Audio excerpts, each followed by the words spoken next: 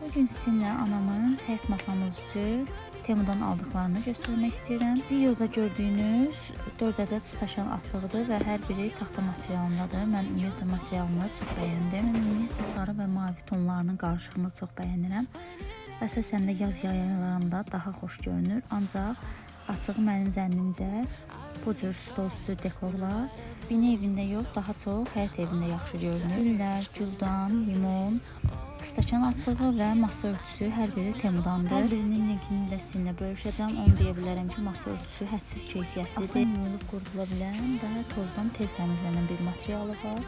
Bayaq da qeyd etdiyim kimi stakan atlıqları da hədsiz keyfiyyətlidir. Biz stakan atlığından 4 ədəd sifariş vermişdik, ancaq yenidən 4 ədəd daha sifariş vermək istəyirik. Güllər isə anamın ad günündən qalma güllər idi. Düşündük ki, çölə çıxacaq daha yaxşı olar.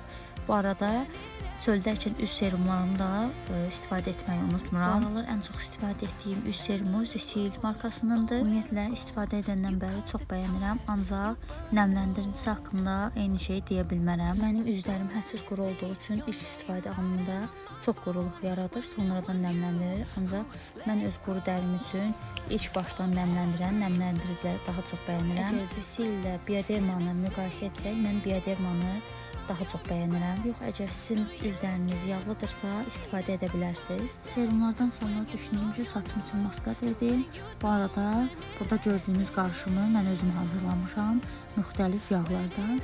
Sadəcə pipetli olduğu üçün üz serumunun qabına tökdüm ki, daha rahat olsun mənə də. Tərkibində olan yağlar isə saçımın uzanması və qırıqların bərpası üçün olan yağlardır. Əgər sizin də belə istifadə etmədiyiniz üz serum qabınız vardırsa, belə dəyərləndirə bilərsiniz. Yox, əgər yoxdursa, şpris vasitəsilə də saçınıza tətbiq edə bilərsiniz. Bu arada pipet xarab olduğu üçün mən də şprisdən istifadə etdim. Mən hazırladığım bu serumu dekabr ayından bəri istifadə edirəm. Əslində düşünürdüm ki, saçlarıma bərpası üçün bir müddət saç rəngi qoymayım və saçlarım daha yaxşı uzansın. Ancaq bu mənim üçün biraz mümkünsüz bir şeydir. Çünki dip boyası gəlmiş rəng mənə biraz baxımsız gəlir. Ona görə də artıq saç rəngimi dəyişmişəm. Öz qulluğuma ait hər şeyi bitirdikdən sonra keçdim bijusteriya yerimizi düzəltməyə. Uşaqlı biri üçün görülən bir iş, inanın 2 qat çətin olur. Həm zaman baxımından, həm də görülən işin keyfiyyəti baxımından. Düşündüm ki, buraları təmizlədiyim müddətdə həm sizinlə söhbət edeyim, həm də mənim üçün maraqlı olan bir mövzu barəsində danışım. Sizlərə istər YouTube, istər digər sosial şəbəkələrdə çəkilən videoların səsləndirməsi ilə bağlı bir sual vermək istəyirəm. Hansı ki, bu sualı ləhcələrlə bağlıdır. Çünki bir dəfə bir xanım mənə YouTube'da belə bir yorum yazmışdı ki, istəyirsən rahat oturasan, maraqlı bir şey izləyəsən və səni ləhcə narahat edir. Məsələn, bu düşüncə mənə çox maraqlı gəldi. Çünki Azərbaycanda dəqiq say olmasa da müxtəlif ləhcələr və şivələr vardır. Şimal, cənub, şərq, qərb ləhcəsi, yəni məsələn Lənkəran, Masallı, Bakı, Quba ləhcəsi və yaxud Şəki, Zaqatala, Qarabağ, Lənkəran ləhcəsi şivə olaraq da gedir bunlar və yaxud Naxçıvan ləhcəsi. Əgər mən jurnalist deyiləmsə və yaxud hər hansısa bir markanın təqdimatını etmirəmsə, sadəcə günlük vloqlar çəkirəmsə, nəyə görə öz ləhcəmdə deyil də, çox suni bir səslənən və üzərimə heç yapışmayan bir ləhcə ilə danışmalıyam. Əlbəttə ki, ləhcəsini bəyənmədiyiniz heç bir vloqu izləmək məcburiyyətində deyilsiniz. Yəni mənə elə gəlir ki, bəzən rus dilində danışanlar belə bu qədər linç yemir ki, nəinki ləhcə ilə danışanlar. Məncə ümumiyyətlə hər kəs öz istədiyi formada davranmalıdır və mütləq şəkildə səmimi olmalıdır ki, insanları vloquna cəlb edə bilsin. Yəni il olub 2026, bizlər arasında hələ də ləhcə və kənd şəhər söhbətləri gedir. Bayaq da qeyd etdiyim kimi mən əslən şəhərli olsam da əsla kənd şəhər söhbəti etməmişəm. Yəni belə bir kiminləsə belə bir mübahisə etdiyimi belə xatırlamıram.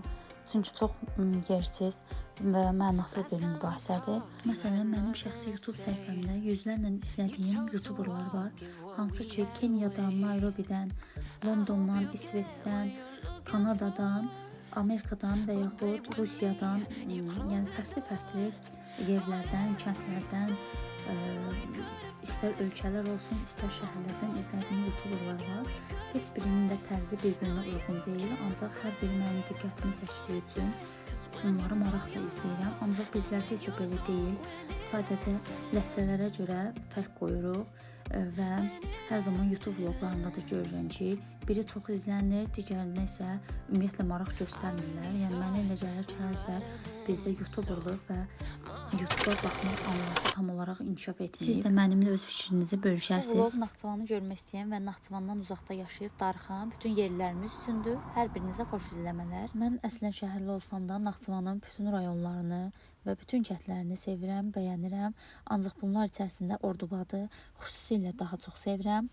Bu arada bu ilki yağan yağışlara görə dağlar, ətraf o qədər mükəmməl görünür ki, ümid edirəm ki, bunu videodan da sizə ötürə bildim. Düşünün, yol boyunca dörd bir yanımızda insanlar maşınları saxlayıb piknik eləyirdilər, top oynayırdılar və kebab çəkirdilər. İşin əyləncə tərəfi yaxşı görünsə də, mütləq şəkildə özümüzdən sonra təbiəti qorumaq mənasında hər yanı təmizləyib, sonra çıxmalıyıq. Çünki paylaşımlardan da görürəm ki, artıq ətraf çirklənir və bu gedişlə zənnimcə artıq icazə verilməyəcək belə yerlərdə istirahət etməyə. Ona görə də mütləq onlara diqqət yetirməliyik.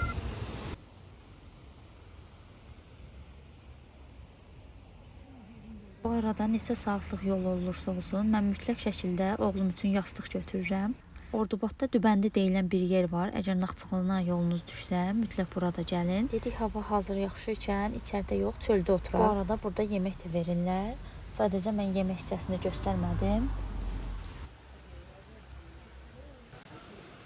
Əgər videomu bəyəndinizsə, bəyənib yorum yazın və YouTube kanalıma abunə olaraq məni dəstək olmağı unutmayın.